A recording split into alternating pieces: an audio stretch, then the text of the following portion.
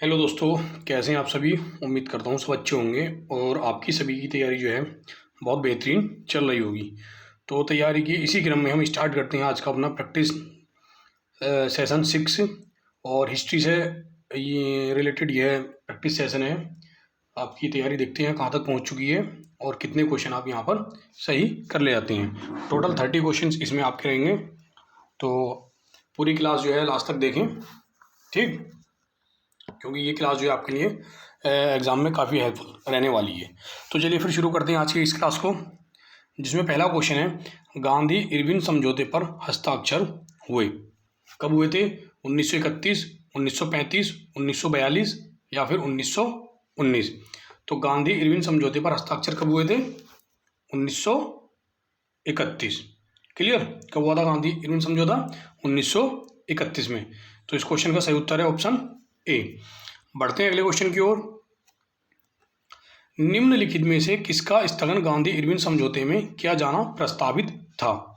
किसका किया जाना प्रस्तावित था? असहयोग आंदोलन, गोलमेज सम्मेलन, खिलाफत आंदोलन या फिर सवर्ण अवज्ञा आंदोलन। तो बताइए इस क्वेश्चन का सही उत्तर क्या होगा? किसका स्थगन किया जाना प्रस्तावित किया गया था गांधी इरविन समझौते में? सविनय अवज्ञा आंदोलन का। क्लियर? किसका? सविनय अवज्ञा आंदोलन का। तो इसका सही उत्तर हो जाता है ऑप्शन डी। बढ़ते हैं अगले क्वेश्चन की ओर। गांधी इरविन समझौते के हस्ताक्षरित होने में किसने महत्वपूर्ण भूमिका निभाई? तो किसने महत्वपूर्ण भूमिका निभाई थी? मोतीलाल नेहरू ने, तेज बहादुर सप्रू ने, मदन मोहन मालवीय ने या फिर चिंतामणि ने। तो बताएं किसने महत्वपूर्ण भूमिका निभाई थी इस हस्ताक्षर होने में गांधी इरविन समझौते पर? किसने? तेज बहादुर सप्रू ने। एक व्यक्ति और थे जिन्होंने भूमिका निभाई थी, वो कौन थे? M.R. Jayakar. Clear? M.R. Jayakar और तेज बहादुर सप्रू, इन दोनों ने जो है गांधी इरविन समझौते के हस्ताक्षर होने के लिए एक महत्वपूर्ण भूमिका निभाई थी। कब हुआ था गांधी इरविन समझौता? 5 मार्च 1931 को। चलिए बढ़ते हैं आगे। गांधी इरविन समझौता हुआ मुख्य रूप से गोलमेज सम्मेलन में कांग्रेस की भागीदारी सहज करने के लिए या फिर सवर्ण अवज्ञा आंदोलन समाप्त करने के लिए या गांधी जी द्वारा किया गया आमरण अनशन तोड़ने के लिए या फिर नमक पर कर समाप्त करने के लिए। तो क्या मुख्य इसका प्रभाव रहा था गांधी इरविन समझौते का? किस वजह से किया गया था ये? कि गोलमेज सम्मेलन में कांग्रेस की भागीदारी सहज करने के लिए। क्लियर? कांग्रेस की गोलमेज सम्मेलन में भागीदारी के लिए जो है गांधी इरविन समझौते किया गया था 5 मार्च 1931 को, जिसमें तेज बहादुर सप्रू और M.R. जयकर ने महत्वपूर्ण रोल निभाया था। क्लियर हुआ इतना? चलिए आगे देखते हैं अब क्वेश्चन नंबर 5। निम्नलिखित में से किसने भारतीय राष्ट्रीय कांग्रेस के कराची अधिवेशन का सभापतित्व किया था? तो किसने किया था? जवाहरलाल नेहरू ने, J.M. सेनगुप्ता ने, S.B. बोस ने या फिर वल्लभ भाई पटेल ने। तो किसने किया था ये कराची अधिवेशन की अध्यक्षता किसने की थी? बताएं, कराची अधिवेशन की अध्यक्षता किसने की थी? वल्लभ भाई पटेल ने। किसने की थी? वल्लभ भाई पटेल ने। तो इसका सही उत्तर है ऑप्शन डी। कब होता कराची अधिवेशन? ये 26 मार्च और 31 मार्च, 26 से 31 मार्च 1931 को जो है कराची अधिवेशन हुआ था, जिसमें वल्लभ भाई पटेल ने इसकी अध्यक्षता की थी। ठीक, चलिए आगे बढ़ते हैं। क्वेश्चन 6 है, निम्नलिखित में से किसने भारतीय राष्ट्रीय कांग्रेस के कराची अधिवेशन 1931 को महात्मा गांधी की लोकप्रियता और सम्मान की पराकाष्ठा माना है? किसने माना था? S.C. बोस मतलब सुभाष चंद्र बोस या फिर पट्टाभी सीतारमैया या सरदार किशन सिंह या सरदार वल्लभ भाई पटेल ने। तो किसने माना था ये कि गांधी जी की लोकप्रियता और सम्मान की पराकाष्ठा किसने माना था? सुभाष चंद्र बोस ने। क्लियर? सुभाष चंद्र बोस ने क्या माना था? कि महात्मा गांधी की लोकप्रियता और सम्मान की पराकाष्ठा है। क्लियर? तो क्वेश्चन का सही उत्तर है option A, S.C. Bose. Clear? कब हुआ था ये? 26 से 31 मार्च 1931 को। अध्यक्षता किसने की थी? सरदार वल्लभ भाई पटेल ने। बढ़ते हैं आगे। अगला क्वेश्चन है हमारा 7, भारतीय स्वाधीनता संग्राम से संबंधित निम्नलिखित घटनाओं पर विचार कीजिए। गांधी इरविन समझौता, भारतीय राष्ट्रीय कांग्रेस का कराची अधिवेशन, भगत सिंह की फांसी, पूना समझौता। नीचे दिए गए कोट से घटनाओं का सही कालक्रम पता करें। मतलब इनको एक जो है सीक्वेंस में लगाना है, ठीक, तब इसका आंसर में देना है। तो देखिए सबसे पहले हम बात करेंगे यहाँ पर गांधी इरविन समझौता। कब हुआ था गांधी इरविन समझौता? ये हुआ था 5 मार्च 1931 को। सभी घटनाएं जो हैं ये 1931 और 32 की हैं, ठीक है। तो 5 मार्च 1931 को हुआ था गांधी इरविन समझौता। और भारतीय राष्ट्रीय कांग्रेस का कराची अधिवेशन कब हुआ था? ये शुरू हुआ था आपका 26 से 31 मार्च 1931, ठीक है। तो ये कब हो जाता है? 26 मार्च, ये भी 1931, क्लियर। उसके बाद में है भगत सिंह को फांसी। भगत सिंह, सुखदेव और राजगुरु, इन्हें कब फांसी दी गई थी? इन्हें दी गई थी 23 मार्च 1931 को, ठीक है दोस्तों। कब दी गई थी? 23 मार्च 1931 को भगत सिंह, सुखदेव और राजगुरु को फांसी दी गई थी। उसके बाद में है पूना समझौता। पूना पैक्ट कब हुआ था? ये कब हुआ था? 1932 में। किस दिन? 24 सितंबर 1932, क्लियर। 24 सितंबर 1932 को हुआ था पूना समझौता। अब इस हिसाब से देखते हैं कौन सी घटना सबसे पहली हुई है इसमें। 5 मार्च 1931 मतलब 1, क्लियर। उसके बाद में दूसरी घटना हुई थी हमारी भगत सिंह की फांसी, जो कि 23 मार्च 1931 को हुई। तो पहला और उसके बाद में हमारा पहला और उसके बाद में ऑप्शन होता हमारा तीसरा, ठीक। फिर कहानी आती है हमारी 26 मार्च 1931 को, जो कांग्रेस का कराची अधिवेशन हुआ था। तो यहाँ पर ऑप्शन होता हमारा सही दूसरा। फिर लास्ट में होता हमारा पूना पैक्ट 24 सितंबर 1932 को, जो कि ऑप्शन है आपका 4। तो यहाँ कुल मिलाकर के हमें कूट के मिल जाता है 1 3 2 4। कौन सा है इसमें? 1 3 4 2 4 2 3 1, ये ऑप्शन नंबर डी, ठीक है। ऑप्शन डी यहाँ क्वेश्चन का सही उत्तर हो जाता है 1 3 2 4। सबसे पहले गांधी इरविन समझौता 5 मार्च 1931, देन उसके बाद में भगत सिंह, सुखदेव और राजगुरु को लाहौर षड्यंत्र केस में जो फांसी दी गई थी 23 मार्च 1931 को, ये घटना हुई थी मार्च में, ठीक है। फिर कराची का अधिवेशन हुआ था 26 से 31 मार्च 1931 के बीच में, और पूना समझौता हुआ था आपका 24 सितंबर 1932 को। तो सही उत्तर है इस क्वेश्चन का ऑप्शन नंबर डी 1 3 2 4। चलिए बढ़ते हैं अगला क्वेश्चन की ओर। प्रथम क्वेश्चन नंबर 8 है हमारा, प्रथम गोलमेज सम्मेलन के बारे में निम्नलिखित में से कौन एक सही नहीं है? तो क्या ऑप्शन दिए हुए यहाँ पर?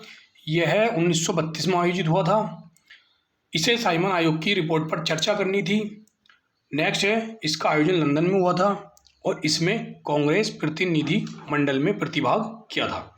तो बताइए प्रथम गोलमेज सम्मेलन के बारे में कौन सी घटना सही नहीं है? तो प्रथम गोलमेज सम्मेलन कब हुआ था? ये हुआ था आपका 1930 में। ये घटना आपकी बिल्कुल करेक्ट है।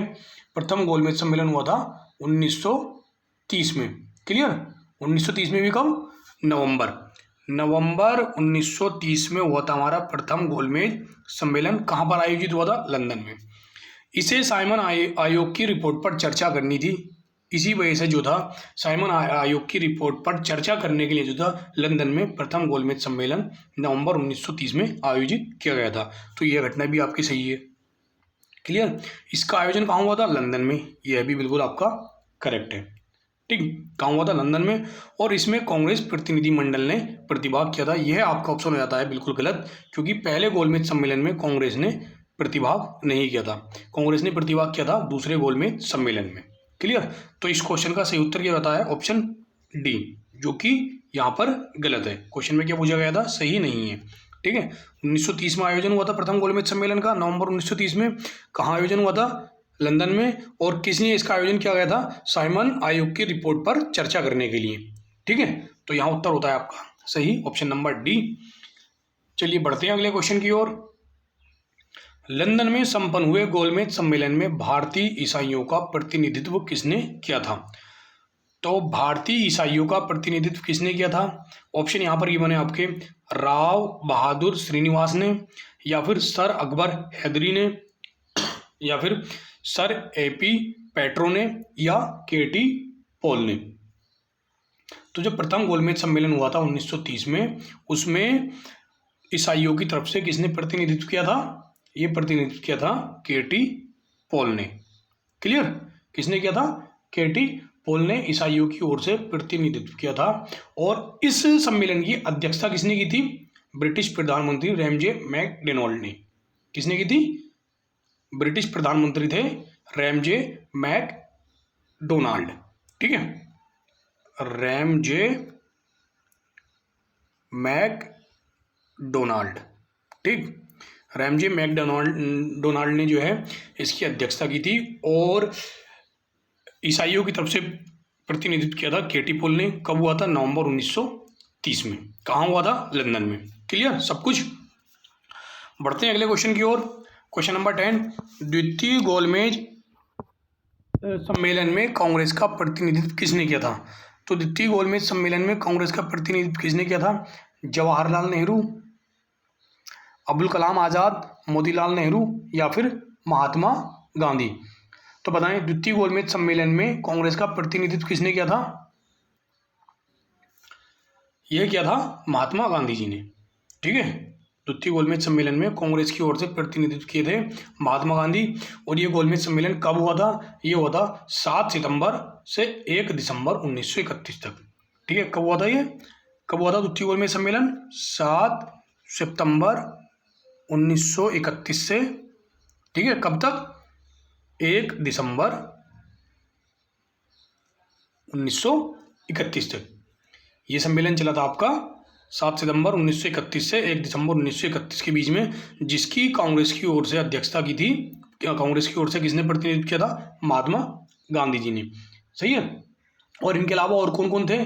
सरोजिनी नायडू थी, जो मतलब इस सम्मेलन में भाग लिया था जिन्होंने। सरोजिनी नायडू और कौन? मदन मोहन मालवीय। ठीक है, और एनी बेसेंट, इसमें जो थे ये लोग शामिल थे। चलिए, और गांधी जी ने इसका क्या किया था? प्रतिनिधित्व किया था। पढ़ते हैं अगले क्वेश्चन की ओर। महात्मा गांधी जब द्वितीय गोलमेज सभा में भाग लेने लंदन गए थे तो वह ठहरे थे, कहाँ ठहरे थे? सेंट जेम्स पैलेस में, किंग्सले हॉल में, या इंडिया हाउस में, या उपरोक्त में से कोई नहीं। तो लंदन में जब द्वितीय गोलमेज सम्मेलन में गांधी जी भाग लेने के लिए गए थे तो वह ठहरे थे किंग्सले हॉल में। ठीक है, कहाँ ठहरे थे? किंग्सले हॉल में। और वह किससे गए थे? वह गए थे एसएस राजपूताना। किससे? एसएस राजपूताना क्या था? एक जहाज था जिससे वो लंदन गए थे और किंग्सले हॉल में जाकर के रुके थे। क्लियर हुआ? चलिए आगे देखते हैं। अगला क्वेश्चन क्या है हमारा? तो इस क्वेश्चन का उत्तर हो जाता है ऑप्शन बी। अगला क्वेश्चन है हमारा यहाँ पर, निम्नलिखित में से किस गोलमेज सम्मेलन में भारतीय राष्ट्रीय कांग्रेस के प्रतिनिधि ने प्रथम बार भाग लिया? क्लियर? तो देखिए, अब हमें आप ये बताइए, प्रथम गोलमेज सम्मेलन कब हुआ था? ये हुआ था नवंबर 1931 में। अभी बात करते हैं इस क्वेश्चन के ऊपर भी। नवंबर 1931 में। और द्वितीय गोलमेज सम्मेलन कब हुआ था हमारा? ये हुआ था 7 सितंबर से 31 दिसंबर 1931 तक। तो इसको भी हम क्या ले लेते हैं? सॉरी, ये हुआ था नवंबर 1900, ठीक है, नवंबर 1930 में। और उसके बाद में क्या हुआ था हमारा? दूसरा गोलमेज सम्मेलन कब हुआ था हमारा? 7 सितंबर से और 31 दिसंबर 1931 में। ठीक है, 1931 में। ठीक है, द्वितीय गोलमेज सम्मेलन ये हुआ था। चलिए अब इस क्वेश्चन के बारे में बात कर लेते हैं हम कि ये क्या कह रहा है, किस गोलमेज सम्मेलन में भारतीय राष्ट्रीय कांग्रेस के प्रतिनिधि ने प्रथम बार भाग लिया था? तो कौन से गोलमेज सम्मेलन में पहली बार भाग लिया था कांग्रेस ने? वो लिया था दूसरे गोलमेज सम्मेलन में। ठीक है, कौन से सम्मेलन में? दूसरे गोलमेज सम्मेलन में। और जिस कांग्रेस ने भाग लिया था, और किसने प्रतिनिधित्व किया था इसमें कांग्रेस की तरफ से? महात्मा गांधी जी ने। क्लियर हुआ इतना? और तीसरा गोलमेज सम्मेलन कब हुआ था? ये हुआ था हमारा 1932 में। तीसरा गोलमेज सम्मेलन कब हुआ था? 1932 में। क्लियर। चलिए बढ़ते हैं अगले क्वेश्चन की ओर। निम्नलिखित में से किसने तीनों गोलमेज सम्मेलनों में भाग लिया था? तो किसने तीनों गोलमेज सम्मेलन में भाग लिया था? वल्लभ भाई पटेल, मदन मोहन मालवीय, या फिर इनमें से कोई नहीं, या फिर भीमराव अंबेडकर। तो तीनों गोलमेज सम्मेलन में किसने भाग लिया था? वह लिया था भीमराव अंबेडकर ने। भीमराव अंबेडकर एक ऐसे व्यक्ति थे जिन्होंने तीनों गोलमेज सम्मेलन में भाग लिया था और कांग्रेस ने प्रतिभाग किया था दूसरे गोलमेज सम्मेलन में। क्लियर हुआ? पहला गोलमेज सम्मेलन 1930, दूसरा गोलमेज सम्मेलन 1931, तीसरा गोलमेज सम्मेलन 1932 में आयोजित किए गए थे। पढ़ते हैं अगले क्वेश्चन की ओर। क्वेश्चन है, निम्नलिखित में से किसने सांप्रदायिक अधिनिर्णय घोषित किया? किसने घोषित किया? रैमजे मैकडोनाल्ड ने, स्टेनले नेविल चैम्बरलेन ने, स्टेनले वर्ल्डविन ने, या फिर विंस्टन चर्चिल ने। तो सांप्रदायिक अधिनिर्णय किसने घोषित किया था? ये किया था रैमजे मैकडोनाल्ड ने। क्लियर? किसने किया था? रैमजे मैकडोनाल्ड ने। तो इस क्वेश्चन का सही उत्तर है ऑप्शन ए। बात करते हैं अगले क्वेश्चन की। मैकडोनाल्ड के सांप्रदायिक पंचांग, जिसे क्या कहते हैं, कम्युनल अवार्ड, ने किसे पृथक चुनाव क्षेत्र एवं आरक्षित सीटें आवंटित नहीं की थी? तो किसे आवंटित नहीं की थी इन्होंने सीटें? मुसलमानों को, सिखों को, या फिर अनुसूचित जातियों को, या फिर बौद्धों को। तो कम्युनल अवार्ड ने किसे आरक्षित सीटें आवंटित नहीं की थी? यह की थी बौद्ध लोगों को। ठीक है, बौद्धों को जो है इन्होंने आरक्षण नहीं दिया था, जबकि मुसलमान, सिख और अनुसूचित जाति इन्हें सबको क्या था?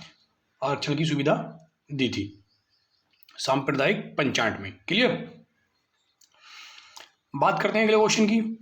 क्वेश्चन है 16, पूना पैक्ट संबंधित था। तो पूना पैक्ट किससे संबंधित था? दलित वर्ग से, संवैधानिक प्रगति से, हिंदू मुस्लिम एकता से, या फिर शैक्षिक सुधार से। तो पूना पैक्ट किससे संबंधित था? यह संबंधित था दलित वर्ग से। क्लियर? पूना पैक्ट किससे संबंधित था? दलित वर्ग से। तो क्वेश्चन का सही उत्तर है ऑप्शन ए। बात करते हैं अगले क्वेश्चन की। श्री भीमराव अंबेडकर व गांधी जी के बीच एक समझौता हुआ था जो कहलाता है कलकत्ता समझौता, लंदन समझौता, पूना समझौता, या फिर लखनऊ समझौता। तो बताइए, अंबेडकर और गांधी जी के बीच में कौन सा समझौता हुआ था? वो समझौता हुआ था पूना समझौता या फिर पूना पैक्ट। ठीक है, कब हुआ था ये पूना पैक्ट? 24 सितंबर 1932 को। क्लियर? कब हुआ था? 1932 में। तो इस क्वेश्चन का सही उत्तर है ऑप्शन सी, गांधी जी और अंबेडकर के बीच में हुआ था पूना समझौता। बात करते हैं अगले क्वेश्चन की। क्वेश्चन है 18, निम्नलिखित में से किसने ऐतिहासिक 1932 के पूना समझौता पर हस्ताक्षर नहीं किए थे? तो किसने हस्ताक्षर नहीं किए थे पूना पैक्ट पर, पूना समझौते पर? भीमराव अंबेडकर ने, मदन मोहन मालवीय ने, सी राजगोपालाचारी ने, या फिर M.K. गांधी ने। तो किसने हस्ताक्षर नहीं किए थे? महात्मा गांधी ने। ठीक, महात्मा गांधी ने जो है पूना पैक्ट की तरफ से पूना पैक्ट समझौते पर हस्ताक्षर नहीं किए थे, बल्कि किसने हस्ताक्षर किए थे? भीमराव अंबेडकर ने हस्ताक्षर किए थे दलित वर्ग की तरफ से। क्लियर? भीमराव अंबेडकर ने दलित वर्ग की ओर से हस्ताक्षर किए थे इस समझौते पर, और मदन मोहन मालवीय ने हस्ताक्षर किए थे हिंदू जाति की ओर से। ठीक है, हिंदू वर्ग की ओर से, हिंदू जाति की ओर से किए थे मदन मोहन मालवीय ने, और भीमराव अंबेडकर ने किए थे दलितों की ओर से, और गांधी जी ने इस पर हस्ताक्षर नहीं किए थे। ठीक है, तो क्वेश्चन का सही उत्तर है ऑप्शन डी। देखते हैं अगला क्वेश्चन। 1932 में पूना पैक्ट के बाद हरिजन सेवक संघ की स्थापना हुई, इसके अध्यक्ष थे। हरिजन सेवक संघ की स्थापना कब हुई थी? पूना पैक्ट के बाद में। और किसने की थी इसकी स्थापना? हरिजन सेवक संघ की महात्मा गांधी ने। और इसके प्रथम अध्यक्ष किसको बनाया गया था? ये इस क्वेश्चन में जो आपको बताना है। तो वो कौन थे अध्यक्ष? जगजीवन राम, या फिर घनश्याम दास बिड़ला मतलब GD बिड़ला, या फिर भीमराव अंबेडकर, या फिर अमृतलाल ठक्कर। तो कौन थे इसके हरिजन सेवक संघ के अध्यक्ष? बताएं कौन थे? घनश्याम दास बिड़ला। बिल्कुल सही। इस क्वेश्चन का सही उत्तर हो जाता है ऑप्शन बी, घनश्याम दास बिड़ला जो थे हरिजन सेवक संघ के प्रथम अध्यक्ष थे। और इस संघ की स्थापना किसने की थी? हरिजन सेवक संघ की स्थापना महात्मा गांधी जी ने। क्लियर। बात करते हैं अगले क्वेश्चन की। अखिल भारतीय हरिजन संघ की स्थापना किसने की थी? अखिल भारतीय हरिजन संघ की स्थापना किसने की थी? महात्मा गांधी ने, डॉक्टर भीमराव अंबेडकर ने, नारायण गुरु ने और विवेकानंद ने। तो किसने की थी इसकी स्थापना? महात्मा गांधी जी ने। अखिल भारतीय हरिजन संघ की स्थापना कब की गई थी? वर्ष 1932 में की गई थी, पूना पैक्ट के बाद में। ठीक है। और किसने की थी? महात्मा गांधी जी ने। चलिए देखते हैं अगला क्वेश्चन। हरिजन सेवक संघ का पूर्व नाम था। तो जब इसकी स्थापना की गई थी तब उस समय इसका नाम क्या था हरिजन सेवक संघ का? All India anti untouchability league, या फिर all India depressed classes association, या ऑप्शन सी है depressed classes association for social reforms, या फिर option D association of untouchables. तो क्या था इसका पूर्व में नाम? इसका नाम था all India anti untouchability league. जब इसकी स्थापना गांधी जी ने की थी तब इस नाम से इसकी स्थापना की गई थी, और जिसका नाम परिवर्तित करके आगे चलकर क्या कर दिया गया था? हरिजन सेवक संघ। तो इस क्वेश्चन का सही उत्तर है ऑप्शन ए। बात करते हैं अगले क्वेश्चन की। लोक नायक के नाम से किसे जाना जाता है? तो लोक नायक के नाम से किसको जाना जाता है? महात्मा गांधी को, जयप्रकाश नारायण को, सुभाष चंद्र बोस को, या फिर बाल गंगाधर तिलक को। तो बताइए लोक नायक के नाम से किसको जाना जाता है? जयप्रकाश नारायण को। ठीक है। जयप्रकाश नारायण को किस नाम से जाना जाता है? लोक नायक। तो इस क्वेश्चन का सही उत्तर है ऑप्शन बी। ठीक है। सुभाष चंद्र बोस को किस नाम से जाना जाता है? नेताजी के नाम से। क्लियर। चलिए देखते हैं अगला क्वेश्चन।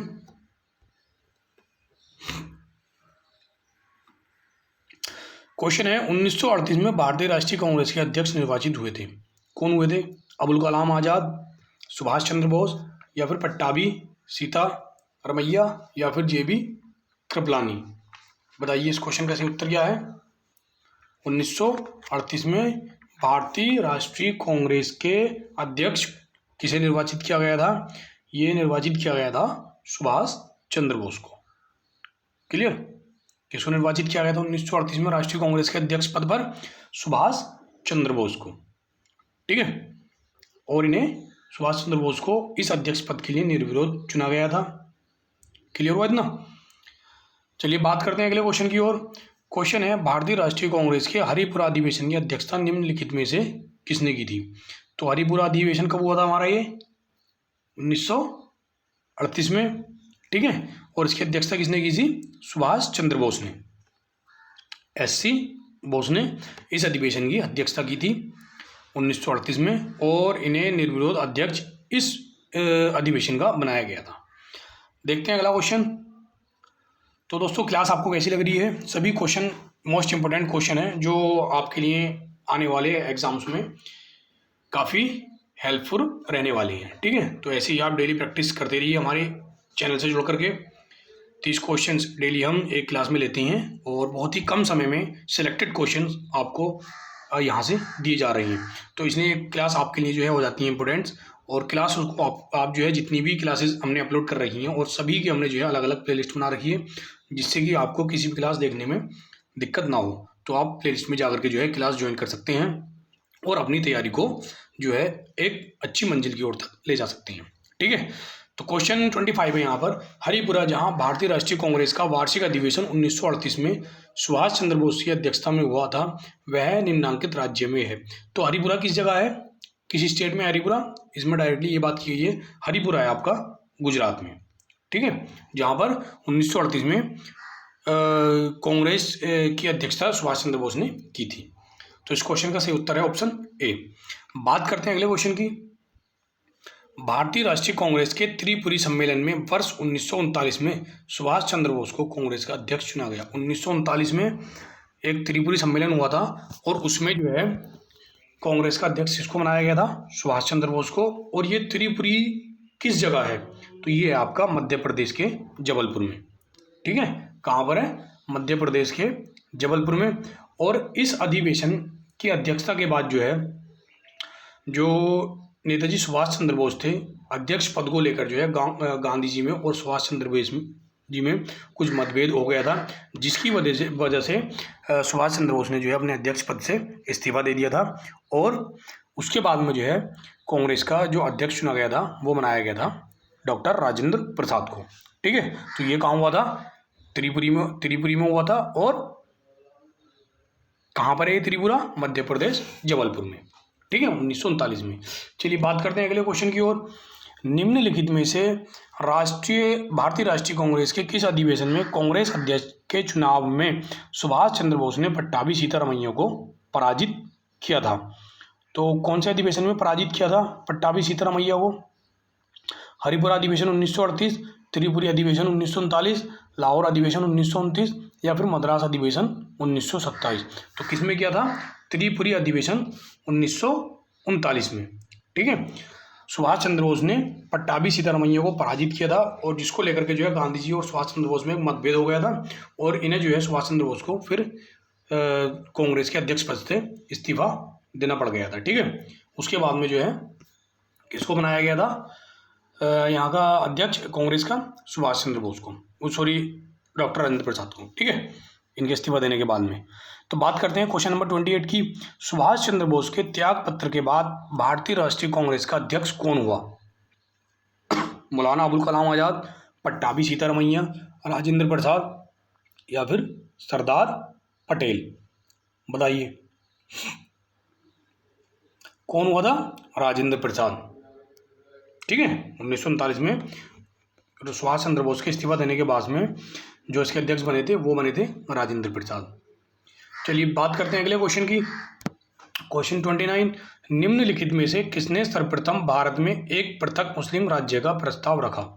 किसने रखा था एक प्रथम मुस्लिम राज्य का प्रस्ताव? आगा खां, एम ए जिन्ना, लियाकत अली खां या फिर मोहम्मद इकबाल? तो किसने रखा था ये प्रस्ताव कि एक जो है मुस्लिम राष्ट्र होना चाहिए? बताइए किसने रखा था? ये रखा था मोहम्मद इकबाल ने। ठीक है, तो इस क्वेश्चन का सही उत्तर है ऑप्शन डी। बात करते हैं अगले क्वेश्चन की और अंतिम क्वेश्चन। निम्नलिखित में से किसने मोहम्मद अली जिन्ना को हिंदू मुस्लिम एकता का दूत कहा था? किसने कहा था? सरोजनी नायडू ने, राजकुमारी अमृत कौर ने, एनी बेसेंट ने या फिर अरुणा आसफ अली ने? किसने कहा था हिंदू मुस्लिम एकता का दूत जिन्ना को, मोहम्मद अली जिन्ना को? ये कहा था सरोजनी नायडू ने। ठीक है, किसने कहा था? सरोजनी नायडू ने कहा था कि मोहम्मद अली जिन्ना जो है हिंदू मुस्लिम एकता के दूत है। चलिए तो दोस्तों यहाँ क्लास हो जाती है हमारी कंप्लीट, और अगर आपने पूरी क्लास देखी है तो उम्मीद करता हूँ कि आपको क्लास अच्छी लगी होगी। और जो है अब आपका काम बचता है क्लास को लाइक करना, और जो भी कमेंट आपको करने हैं, जो भी सजेशन आपको देना है वो आप कमेंट बॉक्स में जाकर के दे सकते हैं। और हमारी क्लास को ज़्यादा से ज़्यादा शेयर करें, और अगर अभी तक आपने चैनल सब्सक्राइब नहीं किया है तो आप चैनल को सब्सक्राइब कर लें। ठीक है, चलिए फिर मिलते हैं नेक्स्ट वीडियो में। Thank you.